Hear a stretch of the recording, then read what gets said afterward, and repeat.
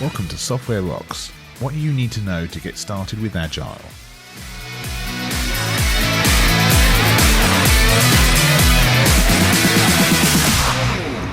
Welcome to Software Rocks, where I'm going to teach you how to take your software development from average to amazing. On today's show, I've got a bit of news, what you need to know to get started with Agile, and something you can do today to start making your development better. So, a bit of news for you. I've got the RSS feed up, so if you want to get this onto your mobile phone or however it is you listen to podcasts, go to softwarerocks.tv/feed/podcast and you can get me directly into your ear holes wherever it is you listen. I'm also on Stitcher, which is fantastic. I don't quite know what I'm going to do with Stitcher yet, but we're going to find out, I guess. Really looking forward to that. And I'm still working on iTunes, trying to get in there. Got to put iTunes onto a machine first. What do you need to know to get started with Agile? While I was writing this, I've actually written a hell of a lot more than I could possibly put into a single podcast. I didn't quite expect quite so much to come out. So what I've done is I've created a worksheet. So I'm going to talk over the main points here. But if you want to see the full worksheet, go to softwarerocks.tv/get-started and you can download my entire worksheet and see everything that I was talking about there. Hopefully that will have some good points for you and you can use that to get kick-started on whatever it is you're doing. So why do you think being agile is the way forward? That's a question I quite often get asked, and I think there's some very key points to it.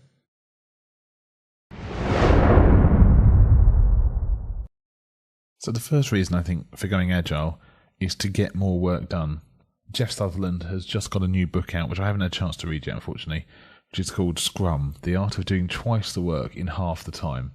And while I think some of that's probably a bit of bravado, I think there's also truth in that. I think if you can have a good agile process, if you can follow Scrum properly, then you can do twice the amount of work, maybe even 3 times the amount of work. But it's a very different approach, but yeah, you can do it. So once you've got that and you're moving quicker, you can start to innovate. You can start to come up with clever ideas and get them out there and get them in front of your customers. That's the whole point of this stuff.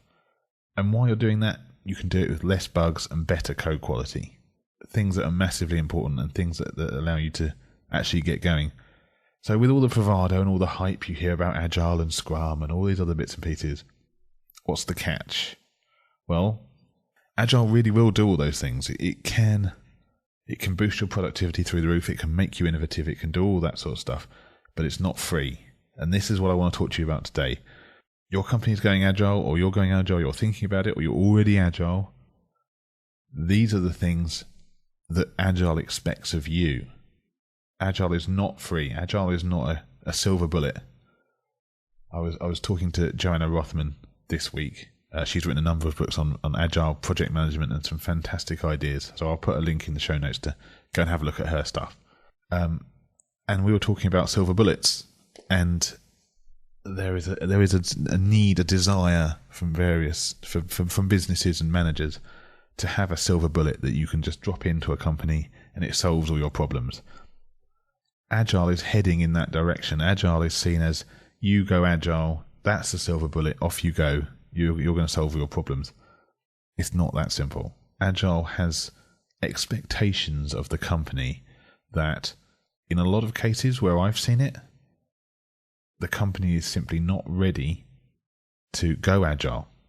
They want all the benefits, but they don't realize that those benefits potentially change their company. They have to go with agile if they want to get its benefits. The first of these points, let go.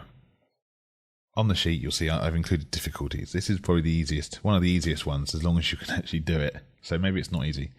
So it really comes down to the question of, can you let go?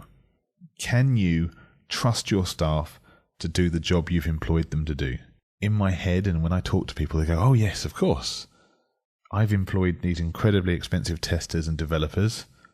I'm going to allow them to do their job. But when you actually watch them, when you see them in action, it becomes very obvious that that's just not the case. They're not allowing their developers to do the job they're employed to do.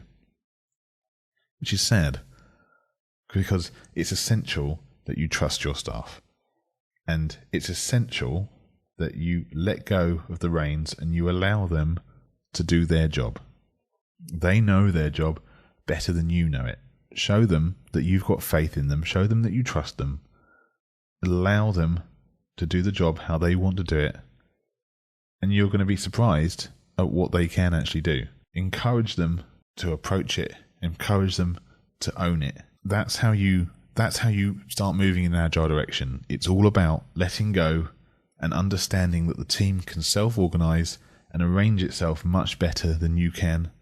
It can react faster and it can go better than you can control it and make it do it. Allow that to happen. The offshoot of that is your staff, your team will respect you more for it because you're showing trust. You're showing you believe they can do the job they're employed to do. So let them do it. Number 2, honesty. Now, I've put this down as a difficulty medium. It totally depends on your company. I don't think it's that hard because I always go for honesty, but a lot of organisations don't do that. So this is something that the books don't talk to you about. It's implied, and if you read it and think about it, you'll start to see that honesty is key to how Agile works. But a lot of companies simply are not ready for the level of honesty that Agile demands of them. Agile is all about transparency. It's about the development team being transparent with the organisation and saying, we are actually here. I know your reports are going to say this. I know, again, I talked about project managers last week. Your project managers have their plan and we're supposed to be here, but this is the reality. This is where we actually stand and this is what you can actually get. That honesty is absolutely essential for Agile because Agile is all about the truth. It's all about not deluding yourself into believing that you're going to have a product ready for the 1st of December when everything around you is telling you that's not going to happen. And a lot of companies simply are not ready for it. And I've sat in a number of meetings with board members where you say to them, right, I know you want it for the 1st of December. You've got to start taking pieces out of this. You're not going to get it. And rather than doing the rational thing and saying, okay, I understand that I can't get an infinite amount of stuff in a finite amount of time, they'll bang their fists on the table, they'll scream about how it's not acceptable, and they'll just say, we'll get it done. The reality of the situation is it's simply not possible. Honesty starts with you. You need to start being honest first. Be honest with yourself about the reality of where you are. Be honest with your team. Expect your team to be honest with you. That's the start of it. That's empowering them. That's putting trust in them. That's explaining that you want to talk about the actual reality of the situation, not a nice pretty picture. Encourage them to explain their problems to you, explain your problems to them, and start working on ways you can resolve them. This is where honesty becomes hard, because this is where it starts to spread out from the team. Because it's not about the team just being honest with the organisation. The organisation's got to be honest back. And the organisation has to accept that when the development team says, this process is wrong, we need to fix it, they can make a choice. They can either say, nope, we're not going to fix our processes, at which point you're limiting how productive you can be because the team has explained to you this is a problem and you're just saying no. Or they can say, yes, we are going to start fixing our processes around development so that we can make development more efficient. But it also depends on the board being honest with the development team. Can they honestly say, this is where we're going, this is the plan? Or do they keep secrets about, well, yeah, we've said this, but actually we want this, and I've got a friend. This is one of my personal favourites, and I absolutely hate it.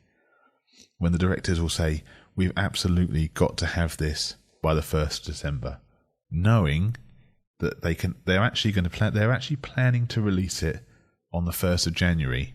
But if they say the 1st of December, they'll make the development team work harder, and therefore they'll get more work done. That's not how it works. I sat in a meeting once with a manager and she explained this to me. She said, well, if I say to you I want it in 4 weeks, you'll work much harder and I know it will slip, but I'll probably still get it before the 8 weeks I actually want it for. So what happens in this situation? You've just told me I can't trust a word you say. Any deadline you give me is going to be complete fallacy. It doesn't make sense. And the irony is, it doesn't change the amount of work that can be produced. The amount of work that can be produced is the amount of work that can be produced. Developers are not trying to defraud the company. They're not trying to sit there and do nothing all day. They actually want to work, probably harder than most of the other people in the organisation. So be honest. Have the board be honest. Have the company be honest. Everyone's got to be honest. And, yeah, accept it. Talk about it. Work with it. That's the whole point of this stuff. That's how you get better. Number 3, fixing the company. Now this is where it starts to get hard. You're being honest, you're explaining the problems, everything's falling into place. Now you need to start making changes to the company. And this is where Agile spreads out from the team. And this is what Agile is saying to you. Agile isn't just put this in place and your development will get faster. What it's saying is put this in place and your company will change to be more efficient and more productive. That's, again, something that's not obvious just by reading the books. So yeah, fixing the company. There might be problems in the development team. There might be people problems that people just don't get on. There might be skill problems. Maybe the team doesn't have the skills they need. Maybe they're not ready for the challenges. Maybe they need help. Maybe they're technical problems. Maybe you don't have the tools you need. Maybe you don't have the processes you need. These all need to be fixed. These are blockers. These will stop you being performant. Every time you remove one of these blockers, and everyone will know what they are, everyone will be able to talk about them, you've got to be honest and accept them and start fixing them. So you've got to get those things out of the way. But there's going to be problems outside of the team as well. Maybe the requirements aren't well defined. Maybe the product owner is not good enough. Maybe the managers and directors are interfering with the team. Maybe they're coming to them every 20 minutes saying, oh, yeah, I know you're working on that, but can you just fix this for me? Or this is much more important than that. Stop what you're doing. Maybe there's a lack of leadership. Maybe there's no vision. So many things.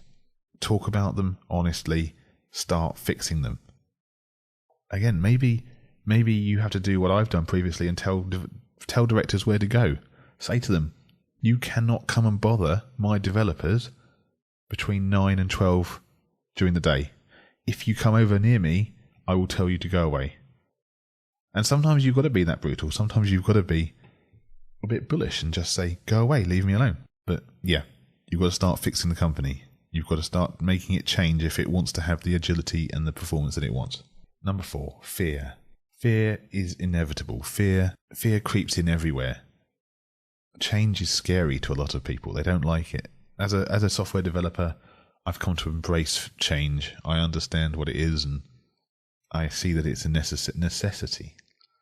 But a lot of people hate it. They can't stand it. They want their job to be the same forever, and that's just simply not going to happen. So you're going Agile. Fear's going to be out there. How do you deal with it? Explain it. Explain your thinking. Explain to people what's actually happening. Actually get them together as a group and talk to them. I was working somewhere recently and they were making a major change and they kept saying, oh yeah, we'll tell everyone, and it gets up to the time and they have told no one. Then they say, right, everyone's moving around, everything's changing, and people get scared. They go, well, what's going on? Why are you doing this? Where's my job going? And once you get into that situation, once you're in this spiral of people becoming scared of what's going on at work, they start looking for other jobs, they start to think about leaving. That's exactly what you don't want. Make sure the directors understand what's happening. Make sure they see that this isn't just something the development are doing. This is going to change the whole company. They need to be involved in it just as much as everyone else is. Understand that it's a very different approach to business for a lot of people. And this is the thing, it's reaching out beyond development now. This is reaching out into everything. They may have to do their jobs very differently, and they're going to need your help to understand what that is. Number 5, mistakes. This one's easy, as long as you can be honest and you can accept it. Mistakes are going to happen. You need to accept it. Grow up and accept that it's going to happen. Don't bury your head in the sand and go, oh, mistakes are unacceptable. We can never make mistakes. Mistakes will happen. You can't get away from it. There's a very good reason why the biggest companies in the world will never give you an SLA that says they'll be available to you 100% of the time. They understand that 100% uptime simply is not possible. It only takes the most minor of mistake, even them not making a mistake, something else happening, for that company to go, for their services to disappear. Now, you can have a very high uptime and that's really going to cost you because of the amount of hardware and other problems you've got to solve, but that's possible. But being completely flawless, being impossibly perfect, never going to happen. Don't even try and go for it. This is where being agile really starts to pay off for you. Because if you've gone truly agile, and if you've embraced the processes and you understand that mistakes are going to happen, you can respond to those mistakes very, very quickly and fix them. That's the point. of agility, being able to respond to change. But what you can never do is you must never utter the words, "I don't want surprises."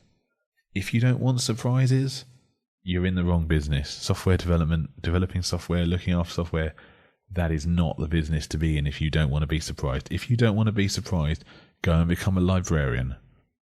But software development is not the place to go if you expect it to be perfect.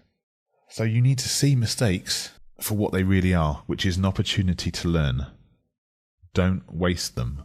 When a mistake happens, understand why it happened and put processes in place that mean it won't happen again. You can do that. That's relatively straightforward. Learn. Don't put your head in the sand. It's one of my favourite quotes from one of my favourite authors. There are no mistakes in life. There are only lessons to be learned. That's from Mark Twain. I think there's a lot of truth in that.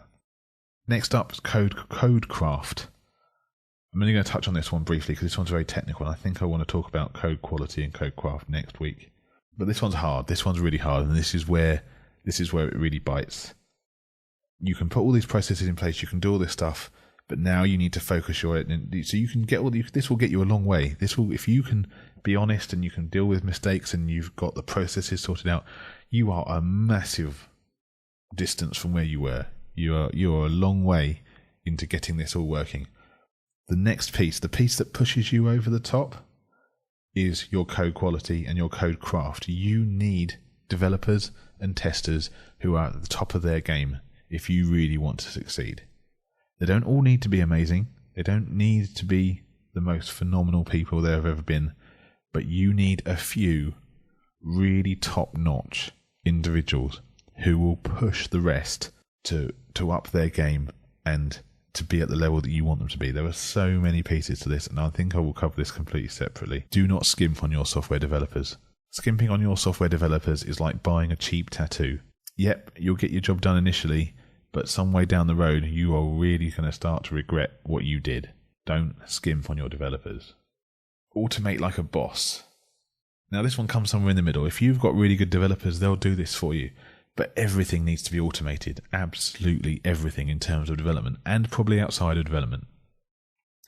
You want to get rid of every single manual process that you've got, because manual processes introduce mistakes and slow you down. You cannot have scale and speed if you are doing manual processes. So from a development perspective, unit testing, integration testing, performance testing, everything automated all of the way. There can be there's space for manual testing, but manual testing happens outside of the normal development when the testers are exploring stuff. It is not part of your normal flow. Manual testing, different topic. I'm probably going to cover that as a different time. But you need to automate absolutely everything, because automation gives you confidence. You need to be able to deploy at the drop of the hat. The biggest companies out there who've really nailed this stuff, companies like Google, they deploy to their live platform multiple times per day with no fear at all. There can be no fear about doing a deployment. A deployment should be a snap of the fingers. It should literally be, I can make a change in the morning, I can run it through the process during the day, and I can have it out on the website in the afternoon. That's how quick you should be. And if you want to do true innovation, that's how quick you do need to be. I'm going to do another one very soon on innovation and how you use these processes to drive your innovation. But yeah, you need to automate everything. So you've got all that stuff in place. Fantastic. Now it's time to empower. Now you need to empower your developers, your testers, all of your staff to start owning their processes. It's not just, I'm going to have to keep banging this drum. It's not about just the developers. Everyone should be improving their processes. If you've got an analyst sitting there and he comes up with an idea of how to do better user stories or how to look at his problem better, then he should be empowered to do that. He should be able to just get started on a new approach and start running it past people and seeing if his ideas will be better. Because he owns it. That's the trick. The people own it, not the business owning it. That's how you get really clever new ideas coming out. This goes back to the very beginning, letting go and honesty. It requires trust. You've got to utterly trust your staff that they have the best intentions in the company at heart. And they do. Whenever I've worked with them, they really do. But the company tends to stand in the way. and stop them from doing what they want to do. Eradicate the bureaucracy, get rid of bad processes, truly examine what the company does, and where you can, test it, get data for it. You want to get rid of stuff that is hurting your company. Training. This one's easy. Train your staff. They're being honest with you. You've got trust in them. Train them to do a better job. Give them skills they don't have. Get rid of this idea that you train them up and then they'll leave the company. That's just not what's going to happen. You train them up, they're more likely to stay with the company. You've given them a reason to work there that will make them happy. So give them the skills, make them happy, make them stay with the company. This training could be anywhere. This could be the fact that the directors don't understand software, so train them, teach them how to understand software. It could be that their leadership skills are just not where they should be, or they just have other gaps. Train them up. Maybe it's your testers don't understand how to automate. Maybe it's your analysts don't really understand how to talk to your developers and how to give them requirements. Train them. Give them the skills to be better at their job, because if they're better at their job, the company does better. It's that simple. And lastly, this is for everyone. And again, I've said this multiple times now. I'm going to say it one last time. Agile. If your company wants to be agile, everybody has to be agile, not just the developers and testers and your DevOps or your whoever. The whole piece of agile, it requires rethinking how you approach your business in almost every aspect. How you deal with your customers, how you get requirements in, how you process those requirements, how you turn data out, how you test the response, how you feed that back in. These are changes that happen everywhere in the company. And that's when you get the power, that's when you get the speed, and that's when you get 3 or 4 times the amount of output, because you've changed the company and you've got rid of the processes that simply don't work. Everyone's talking, teamwork is up, everything is better. Something you can do today to make your development better. After all of that, what I want you to start doing today is to start thinking about being truly honest and what that means. Maybe you're already agile. Maybe you're already following some agile processes and you're on your way. Or maybe you're just about to start being agile. Or maybe you've been agile for a long time. Ask yourself, are you being truly honest? Is your team being honest with you? Are you being honest back to them? And are you being honest to the business? And are they being honest back to you? So when I say are you being honest to the team and being honest to the outside, are you truly reporting on your progress and your performance? Are you being completely transparent with where you are and what you can do? And there's a really easy way to know whether you are or not. When you go to planning meetings and when you talk to the board, do you take a burn-up chart with them and with you and say, we're here right now. You want this finished in 3 months' time. You're going to get between this much and this much done. I need you to start getting rid of the rest of it. Have you had that conversation? Do you have those conversations? Because if you're not being honest with them. So sit down with your teams. Maybe this is your development team. Maybe this is your testing team. Maybe this is an external team. Sit down with them and have an honest conversation. Ask them what are the biggest things stopping them. Ask them what they can do about it, what the business should be doing about it. Ask where they're seeing resistance. Ask about the product owners. Are they properly owning the product? Are they giving the proper information and requirements? Ask about testing. Ask about every single aspect of what they're doing. And when they tell you that there's problems, listen to what they say and start fixing those problems. Don't feed them platitudes. Don't say, oh yeah, that's always been an issue. If it's always been an issue, that means you're never going to be able to break through and get the sort of performance you want. So there's something I'm hoping you're going to see in what it means to be agile. And that means that you, I'm talking directly to you, you need to be active in bringing this to the business. It's not a case of the business saying, we're going to go agile. Okay, follow the book, we'll do it.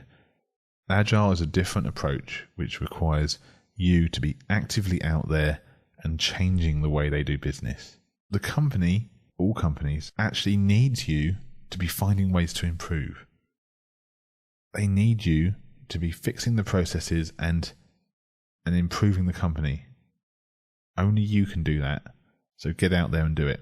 Speaking personally, I honestly believe that Agile, and Agile is such a broad term. Agile means so much stuff, and it means nothing in some situations, but it does mean something very specific in a lot of others, which is this ability to look at the problem and be honest, fix it, make sure it's fixed, and move on.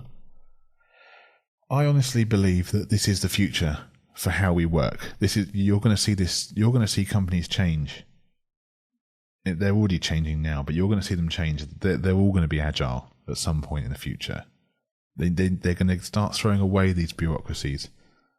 And the companies that don't understand why this is important are simply going to fall by the wayside. They're going to be left behind. The reason for that is the internet. The internet is changing how we do everything. Everything is changing. And with the internet, there's always going to be other people out there who can do it better and faster and stronger than you, because they understood and they've already internalized what it means to be agile and what it means to be truly reactive. And they've put those processes in place. So the companies that don't embrace this will simply die. There is no place for them anymore. The monopolies are dissolving. The old ways of doing things are going. They will simply be squeezed out. Be agile. Own the future. You can do it. Thanks for listening to Software Rocks. I hope you enjoyed it. For more information and show notes on this episode, go to softwarerocks.tv/6. As I said at the start, there's a worksheet for this episode. I've got so much stuff written about this, there's just no way I could cram it in. And looking at the timer right now, it looks like I've even gone massively over the time I wanted to go. Regardless, maybe I should have broken it into a couple of pieces. I think it's important it stays together. There is a worksheet for this. Go to softwarerocks.tv/get-started, or look in the show notes for this one. I'll put the links in there as well, obviously. Get the worksheet, and you can see everything else that I've put there. And hopefully I'm going to put some... I'll put a little checklist that you can go through to say, yeah, I've done the honesty thing, and these are the things I've talked about, and I've done the understanding what mistakes are and how we can plan for them. I'm going to put all that in there, see what you think, let me know if you don't like it. If you enjoyed the show, please give me a review on iTunes or Stitcher or SoundCloud or whatever it is you're listening to this on. It really helps me.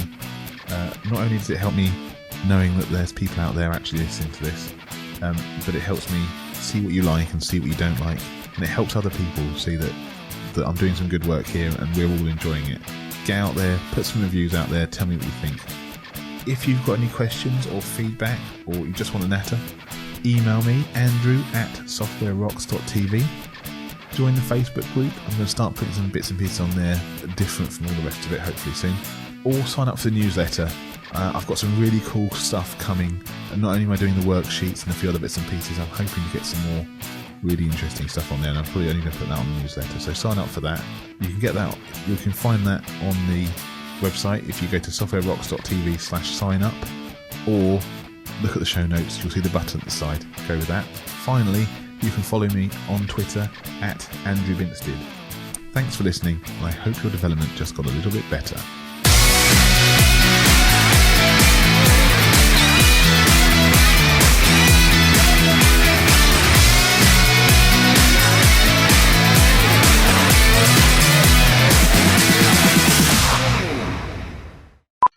On today's show, I've got a bit. So, on with the news. No, don't want to say that. I'm clapping my hands, because that's what you want to hear on a podcast, isn't it? So there's number one. First of the day. I'm sure it won't be the last. I'm pretty sure a few others slipped in, but I'm going to let them go. So.